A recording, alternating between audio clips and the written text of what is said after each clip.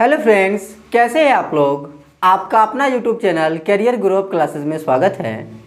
तो देखिए, आज हम लोग जो है बिहार कर्मचारी चयन आयोग बीएसएससी के थ्रू कुछ डिटेल्स नोटिफिकेशन आया हुआ, उसके बेस्ड आज हम चर्चा करते हैं। तो देखिए, सबसे बड़ी बात है ये है कि बिहार के बच्चों के लिए तो बल्ले बल्ले है, क्योंकि बहुत बड़ी खुशखबरी है ना। कुल 11,098 पदों पर जो है ना भर्ती आई हुई है, ठीक है। और साथ में अदर स्टेट के लिए भी ये इंक्लूड है। तो आते हैं उसके बेस्ड हम डिस्कस करते हैं। देखिए, बिहार कर्मचारी चयन आयोग बिहार स्टाफ सिलेक्शन कमीशन 2023 का न्यू भर्ती है, जिसका ऑनलाइन एप्लीकेशन स्टार्ट होने वाला है 27/9/2023 को। 27 तारीख से ये स्टार्ट होने वाला है और ये इंड्स होगा 11/11/2023 में। यानी कि करीबन आपको जो है एक लंबा समय दिया हुआ है इसका, 1.5 महीने का, है ना। मोटा मोटी 1.5 महीने का समय है आप लोगों के पास इस फॉर्म फिलअप करने का, ठीक है।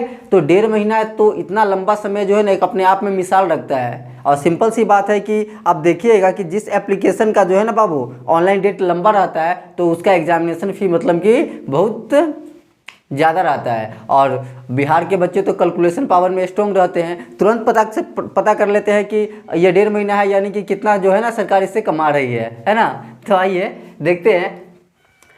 तो देखिए, क्वालिफिकेशन इसमें जो है बाबू, ये 12th pass in any stream, किसी भी स्ट्रीम में जो है ना 12th पास होना चाहिए, राइट। वो इस फॉर्म को फिलअप कर सकते हैं। और नंबर ऑफ सीट्स के बारे में देख रहे हैं, तो प्रत्येक कैटेगरी के बारे में आप देख पा रहे हैं, यहाँ चार्ट हम लिख दिए हुए हैं, ठीक है। जनरल के लिए जो है 5,064 सीट है, ईडब्ल्यूएस के लिए 1,090 है, बीसी के लिए 1,249 है, ईबीसी के लिए जो है बाबू 1,884 है, एससी के लिए 1,364 और एसटी के लिए 76 और फीमेल कोटा के लिए जो है ना बाबू 368 सीट जो है। लेकिन यानी कि टोटल क्या है हमारे पास 11,098 सीट पर जो है ना भर्ती ये ले रही है, राइट।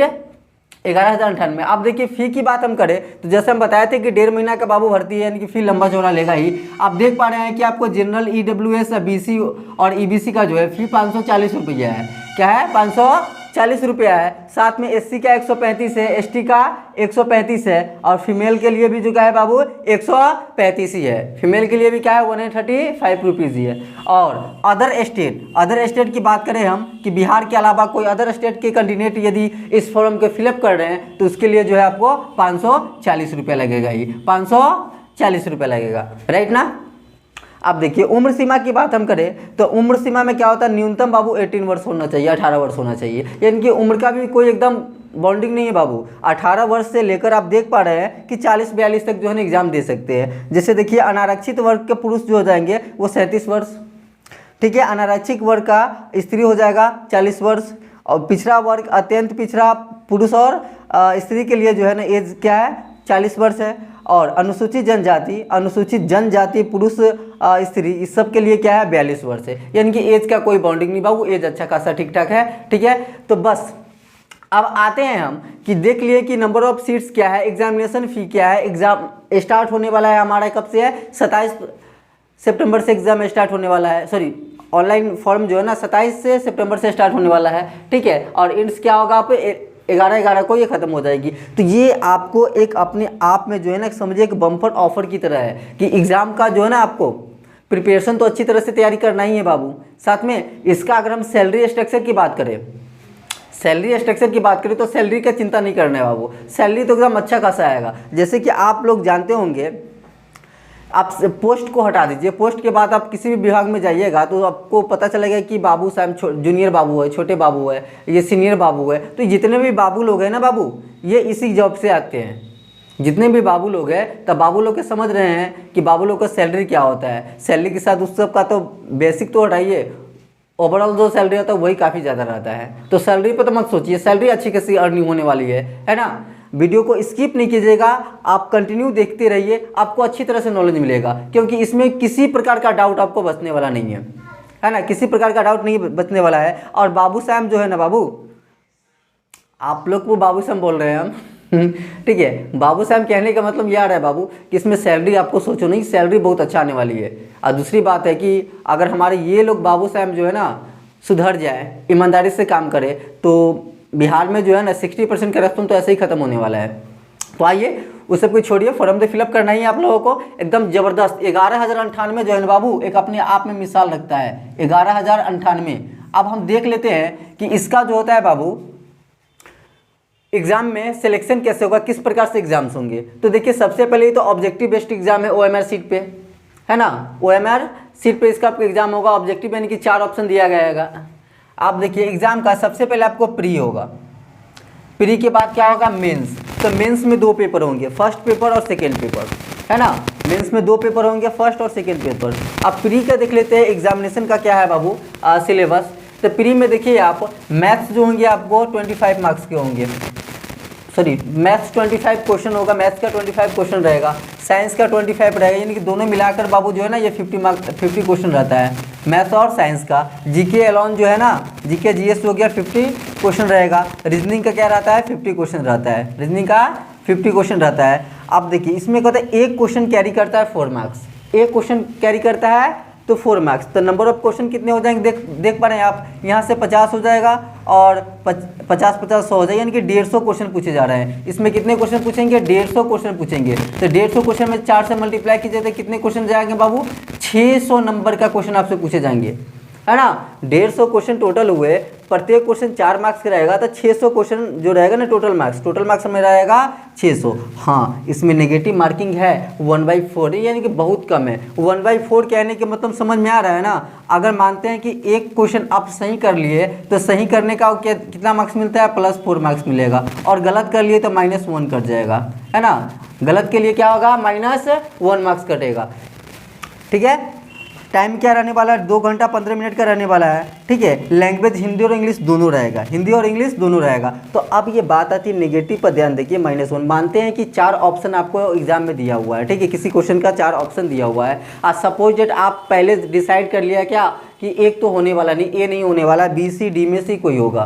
3 ऑप्शन आया, आज 3 में से और यदि ये भी क्लियर हो जाएगा कि चलो 2 ऑप्शन तो इसका आंसर होने वाला नहीं, 2 बचे वाला है, तो वहाँ आप ले सकते हो, तुक्का मार सकते हो, है ना, तुक्का मार सकते हो। लेकिन ऐसे ही तुक्का मत मारना, ऐसे ही तुक्का मतलब कंफर्म होना कि ये 2 ऑप्शन नहीं होगा, ये 2 ऑप्शन होगा, तो उसमें से कोई ना कोई एक होगा ही, चलो ले लेते हैं, तो ले लेना, कोई दिक्कत की बात नहीं है। अगर घटेगा भी तो 1 मार्क्स ही घटने वाला, अगर सही हो जाएगा तो +3 मार्क्स जो इंक्रीज हो जाएगा, 4 मार्क्स आ जाएगा, ठीक है। तो लैंग्वेज इसका बाबू दोनों में आने वाला है। टाइमिंग भी अच्छा खासा है, 2 घंटा 15 मिनट है, राइट। आप देखिए अब इसको प्री को बस आप क्वालिफाइंग इन नेचर देख लीजिए कि आपको पास करने के लिए जो है ना बाबू इसको प्री का एग्जाम देना पड़ेगा। इसमें दिया हुआ कि सीट इंटू 5 टाइम्स रिजल्ट देगा मेंस के लिए, सीट यानी कि सीट इसमें कितने हैं 11,098 सीट है, इसका 5 टाइम्स रिजल्ट देगा जो बच्चे मेंस का एग्जाम देंगे। तो 5 टाइम्स कहने का मतलब क्या होगा, यानी कि 55,000 प्लस हो जाएगा, 55,000 प्लस बच्चे मेंस के एग्जाम देंगे। प्री से जो क्वालिफाइड होंगे वो 55,000 स्टूडेंट्स क्या होंगे मेंस का एग्जाम देंगे। तो मेंस तो डायरेक्ट फाइनल एग्जाम लेकर तो उसको जॉब नहीं देगी बाबू। तो मेंस में क्या की 2 पेपर निकाल दिया, मेंस ने क्या किया 2 पेपर निकाल दिया, एक फर्स्ट पेपर और सेकेंड पेपर। फर्स्ट पेपर में जो है ना अभी हिंदी का डाल दिया, फर्स्ट पेपर क्या डाल दिया बाबू हिंदी का, एकदम बारीकी से समझिएगा, वीडियो स्किप तो बिल्कुल नहीं करना है। फर्स्ट पेपर डाल दिया हिंदी का, हिंदी में कितने क्वेश्चन दे दिए, नंबर ऑफ क्वेश्चन 100। हिंदी में कितने क्वेश्चन दे दिए बाबू 100 क्वेश्चन दे दिए, सभी ऑब्जेक्टिव टाइप ही है, बिल्कुल ऑब्जेक्टिव टाइप है। नेगेटिव मार्किंग सेम रहेगा 1/4 रेशियो का, 1/4 यानी कि आप जो है ना एक गलत कीजिएगा तो 1 नंबर कट जाएगा, ठीक है। अब प्रत्येक सही के लिए 4 मिल जाएगा। पास मार्क्स इसका कर दिया 30%, पास मार्क्स हो गया 30%, और इस क्वेश्चन कैरी 4 मार्क्स, यानी कि 100 क्वेश्चन है, यानी 100 में 4 से मल्टीप्लाई कीजिएगा तो टोटल मार्क्स कितना आ जाएगा 400 और 30% पे पास मार्क है, डेट मीन्स 400 का 30% निकालोगे तो क्या आ जाएगा 120 मार्क्स, यानी कि 120 मार्क्स पे क्या हो जाएगा पास होगा। तो 120 मार्क्स पर पास होगा तो क्वालिफाइंग नेचर क्या आ गया बाबू, ये वॉल्यूम क्वालिफाइंग करने के लिए बता दिया कि 120 मार्क्स से ऊपर क्या जा रहा है। सिंपल सी बात है बाबू, कटअप इसका बहुत ज़्यादा जाने वाला है।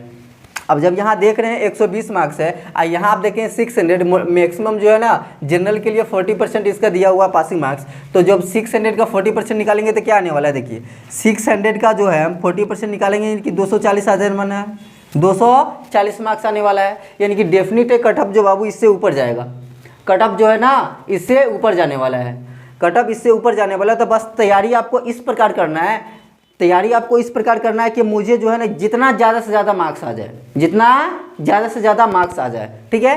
तो आपका फर्स्ट पेपर हिंदी का रहेगा, जिसको क्वालिफाइंग मार्क्स जो है 120 नंबर का है, 120 मार्क्स आपको लाना है। तो जब इस बच्चे से यहाँ फर्स्ट पेपर क्वालिफाइड होंगे तब जाकर आएगा सेकेंड पेपर। तो सेकेंड पेपर का syllabus same to same pre जैसा ही है। मैथ्स 25 क्वेश्चन, साइंस का 25 क्वेश्चन, जीके का 50 क्वेश्चन, रीजनिंग का 50 क्वेश्चन सेम है। 150 क्वेश्चन पूछा जाएगा, 600 मार्क्स का रहेगा, यानी कि प्रत्येक क्वेश्चन 4 नंबर के रहेगा। यहाँ भी नेगेटिव 1/4 रहेगा। तो अब आप बोलोगे कि सर प्री और मेंस ये दोनों का तो एक ही जैसा है, अंतर क्या है? तो भाऊ अंतर रहेगा। अंतर किस में रहेगा? लेवल में। क्वेश्चन का लेवल इसमें थोड़ा क्या रहेगा? अप रहेगा, ऊपर दिया रहेगा क्वेश्चन का लेवल। सेम टू सेम तो फंडा आएगा ही, है कि नहीं?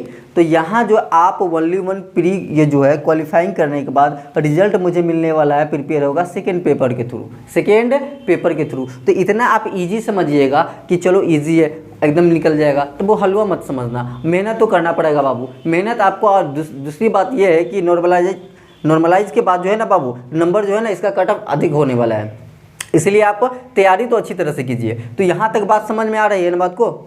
यहाँ तक बात समझ में आई है ना? एकदम संपूर्ण नॉलेज जो है ना, संपूर्ण जानकारी हम आपको इस वीडियो के थ्रू देने वाले हैं कि डाउट नहीं बचे। और भर्ती बहुत ही अच्छा है ये, ठीक है? तो फॉर्म फिलअप करना मत भूलिएगा। और दूसरी बात, कितने बच्चे ये सोचते रहते हैं कि चलो अभी तो स्टार्ट होने वाला है, कब है? 27/9/23 से होने वाला है, कर लेंगे हम, काफ़ी 1.5 महीने के समय तक कभी भी। तो बाबू वो उसके चक्कर में मत रहना। कारण कि होता है क्या, जब समय नज़दीक आने लगता है ना, तो आप देख पा रहे हो कि सर्वर का पोर्टल जो है ना काम करना बंद कर देता है, बहुत स्लोली हो जाता है ना, एकदम धीमे गति से काम करने लगता है। तो उसके चक्कर में मत रहिएगा। जैसे ही आपका जो है ना सर्वर लॉगिन हो जाएगा, एप्लीकेशन ऑनलाइन जो है ना फिलअप कर लीजिएगा, और तैयारी करने में एकदम टूट पड़ो, कोई फास्ट नहीं है। अब मैं आपको बताता हूँ ना, आप ये मैथ्स क्या, साइंस, जीके, रीजनिंग में मुझे क्या क्या पढ़ना है वो सारा नॉलेज मैं दूंगा। क्या क्या पढ़ना है, किस किस चैप्टर को मुझे कंप्लीट करना है, ठीक है, किस किस चैप्टर से क्वेश्चन आने वाले हैं, उस सारी डिस्कस हम करेंगे, ठीक है? तो इतना बात समझ में आ गया ना? चलिए तो आप देखते हैं हम।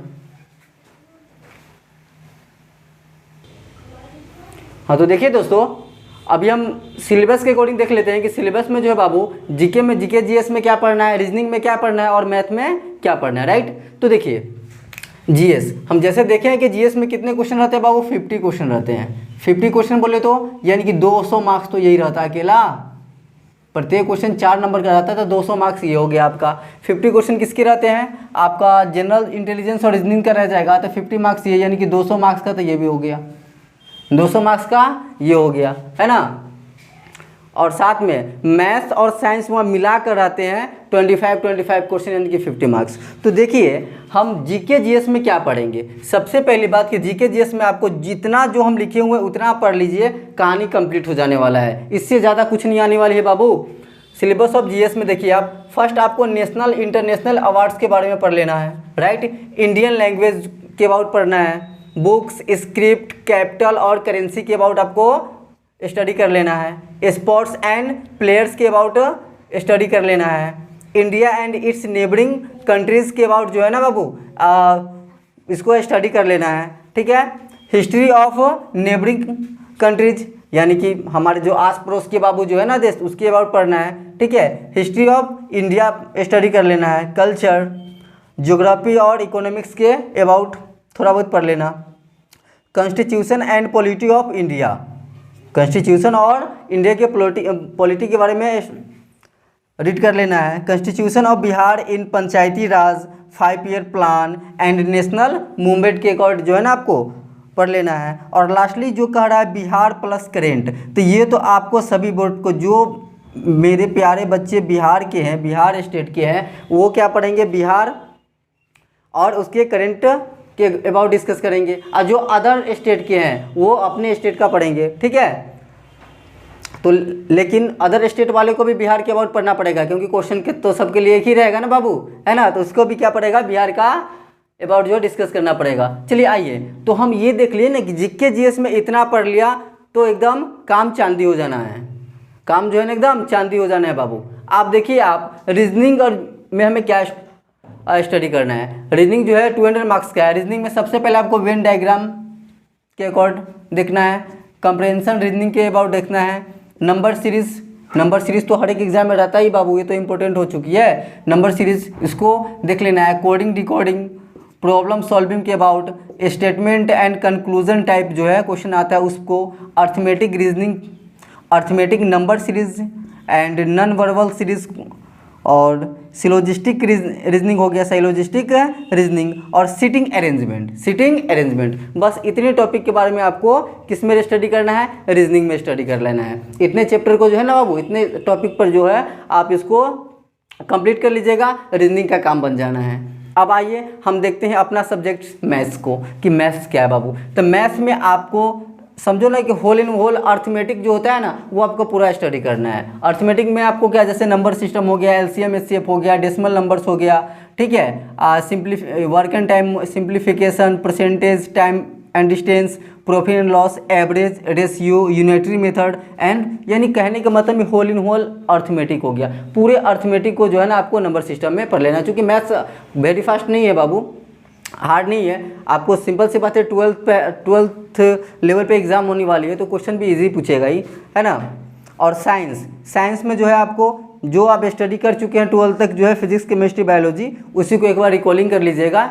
और मैं तो कहूँगा सबसे बेस्ट जो है बाबू इस सबको रिकॉलिंग करने के लिए एनसीईआरटी पैटर्न का बुक ले लीजिएगा, एनसीईआरटी पैटर्न का बुक, ठीक है, उसको एक बार स्टडी कीजिएगा, सारा काम खत्म हो जाएगा, है ना। एनसीईआरटी पैटर्न का बुक लीजिएगा इजीली, क्योंकि इसके बेस्ट जो है ना, इससे बेस्ट कुछ नहीं होता है। एनसीईआरटी के बेस्ट जो है कुछ नहीं होता है। मैं आपको बस यही रिकमेंड करूँगा कि एनसीईआरटी बुक से जो है ना, इसका जो है ये पढ़ना है आपको, चाहे आप ज्योग्राफी हो गया, इकोनॉमिक्स हो गया, हिस्ट्री हो गया, ठीक है, तो ये सब के बारे में, साथ में करेंट में नॉलेज होना चाहिए। तो बस इतने ही टॉपिक्स के बारे में आपको डिस्कस करना है, ठीक है। और तैयारी मन लगा कर करना है, क्योंकि मैंने बता दिया क्या कि बाबू इसका कट ऑफ ज़्यादा जाने वाला है। प्री का तो देखिए नहीं, प्री बस क्वालिफाई करना है। प्री में क्या है, 600 मार्क्स का है, तो उसका आपको जनरल के लिए 40% है, तो उसी के लिए 36.5% जो है आपको बीसी का है, जस्ट 34 उसके नीचे वाले कैटेगरी का, और सबसे नीचे वाले कैटेगरी का 32% का पासिंग मार्क्स दिया गया है। डेट मीन्स अगर 40% निकाला जाए तो 240 मार्क्स आ जाता है।